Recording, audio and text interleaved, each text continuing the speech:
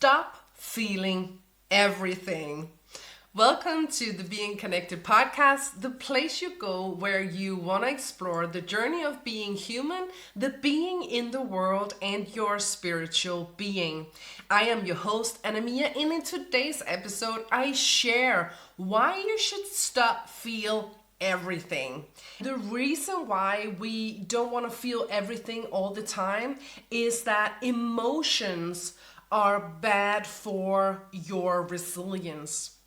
When you are reacting all the time to your surroundings, to people you meet, to people you have around you, to your boss, to your job, to your animal, to your horse, to your everything, when you are reacting with emotions all the time, you are giving away your power. You are also giving away your resilience.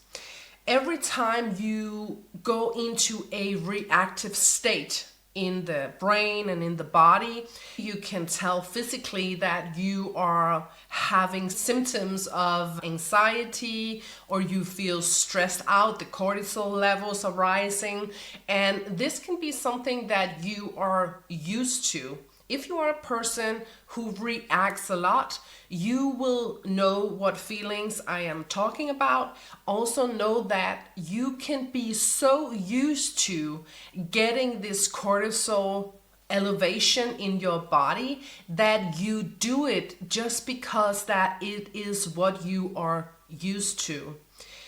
We say that 95% of the thoughts we have are the same as the day before. So even though that it is bad thoughts, we might not be happy, we might not be overly joyful, but just because that the brain and the body keeps repeating the same cycles over and over again, we do it because it's a habit.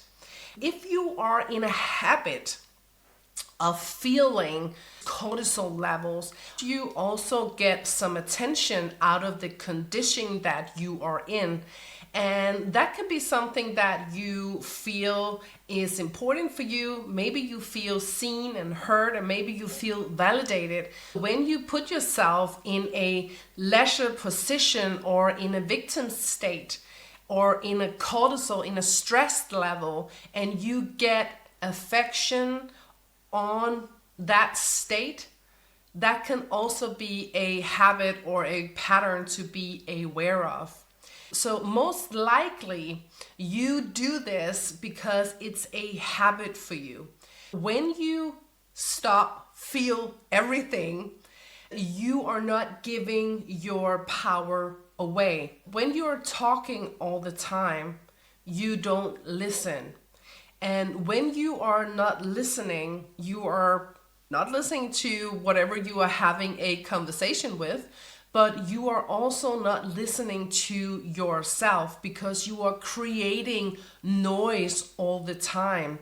And that can very well be a part of your pattern in that you are reacting and you are rising these cortisol states in the body just out of habit. When you want to change that, it starts with being aware of what is it that you do. What is it you do when you feel everything? When you get the feelings of being overwhelmed, you are feeling depressed, you feel upset, you feel angry. What emotions are you detecting in yourself when you are catching yourself in a moment of reacting? Write down those feelings, see what it is. You will have an experience that you will see some words there that you perhaps did not expect. When you know what it's about, you can take the next step. And the next step is be quiet. Start to be more quiet and observing instead of reacting. This is going to be hard at first, but if you have followed the Being Connected podcast, you know that I say start small. Always start somewhere where you know that you are trying to make a difference. It's okay that you don't succeed every time, or you are feeling like you are not gonna make it. It's okay, it's in a process. Everything you do which is new for you and for your system, and detecting patterns and changing patterns is super hard if you do not have the focus. Every time you want to do something new, you want to add focus. Where the focus and attention goes is where the energy flows. You can do this if you want to do this. If you want to be a more confident person and you blabber out on everything in your life, you tell everything, also to strangers, people that you don't even know, you are telling them your life story. That is giving your power away. That is also you continuing to create that pattern for yourself. Starting to just recognize that is something that you do is step number one. Number two is be more quiet. Don't give everything away. Make sure to have a balanced conversation. It's between two people. It's not just you talking, it's between two people. Maybe you are not the person that is creating that state. Maybe you are close to a person who is continuously doing that and repeating that pattern and that cycle. And that is very hard to be around. I'm not very good at creating a lot of space when people are in the victim state and have no self-awareness. And for me, that is something that has to do with boundaries. When I protect myself from that, because if I meet a person who is creating that, and I know that it's a pattern they run for different reasons, and I'm okay with that. People can do what they want, they have free will.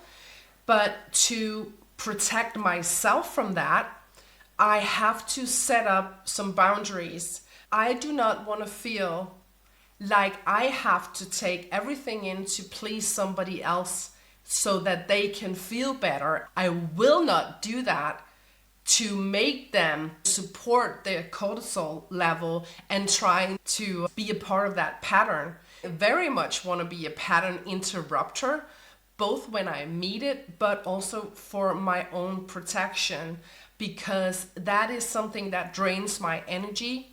Maybe you have heard the terms that when we say energy vampires, or a person can be a battery. I think when you hear this, you are probably thinking, yes, I know this person and he or she is really an energy vampire. So when I've had a conversation with this person, there is nothing left. I need to go home and I need to rest and I need to recharge. And you can have persons, I hope you have, in your life, which is somebody who charges you, somebody who can give you a different perspective when you are feeling down, somebody who roots for you and who has a happy life, somebody who charges that battery. When you've had a conversation with a person like that, you feel energized. You want to go for a walk, you want to do some push-ups, you're gonna go make that wonderful dinner today. That is somebody who fills you up. And the thing to start with is you are not responsible for what and how other people are running their life. If a person chooses to keep repeating the same cycles, even though it's super damaging to their health and to their environment, you are responsible for you. If you have kids, animals, you can have responsibility for your kids and your animals, but you are not responsible for participating in keeping an evil cycle in other people's lives. And that's why I just only look at my responsibility. I am a person that really always are in a position where I want to feel good I want to empower myself. I am always trying to be a person that I know that I can count. I exercise a lot. The last few years after recovering from a traffic accident, I am now finally in a position where I can work out and I can walk a lot. I have 3 horses that are riding horses, so I also ride 3 horses a day. Not every day, but most of the days. And I do trail. I go out into the forest, out on the trail with my horses, and that builds me up being in nature. And this lifestyle or these values that I have in building myself is so important to me that I don't allow people around me that is an energy vampire. So when I meet it, I observe, I listen, I see what is going on. And if I feel like it, I can tell that you're not well. So have you done anything to try and change that? Or what is your process around being more healthy? You can ask questions if you find that it's appropriate. Or you can just detect, this is not for me, and then leave it. Just leave it. And I get that if this is a partner you have, it can be more difficult. But I for sure want you to be aware of how damaging it is for you to be around a person who keeps sucking you dry of energy. And illness is just around the corner for that. So make sure that you are very much aware of what your surroundings are saying. So either way, you can also know that a person is coming into awareness of, I have this pattern, I really don't like it, I want to change it. That is super hard for me to change that pattern, but what can I do to change it? What can I do to be even better? What can I do?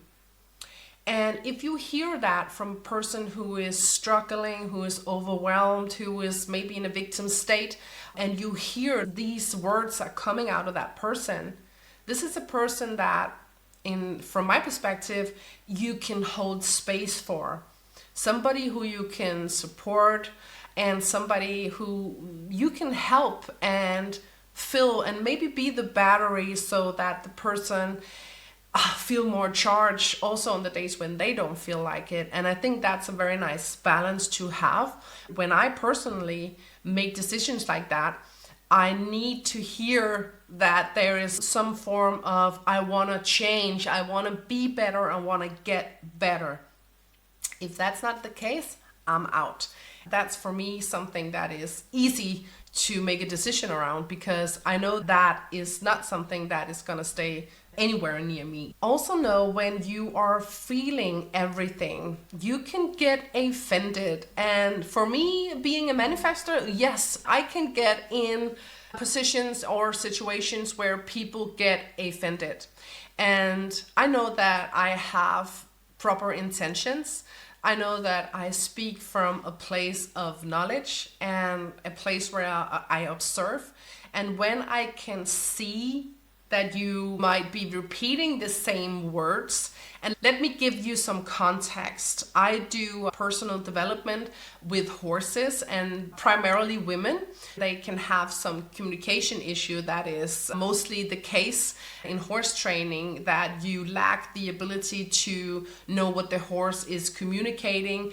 And when it does communicate, you get maybe anxious, scared, you feel upset, you want to control it. So when I have people entering a coaching progress with me, it's 3 months, and we do this work from a perspective of techniques. There's always techniques or science that is saying that this is how it is when you are a human and this is how it is when you are a horse. I never sign a client to my program without having a conversation first. I ask them different questions, and in that conversation I can hear what they are saying, and usually people are connecting to the same type of word through that conversation.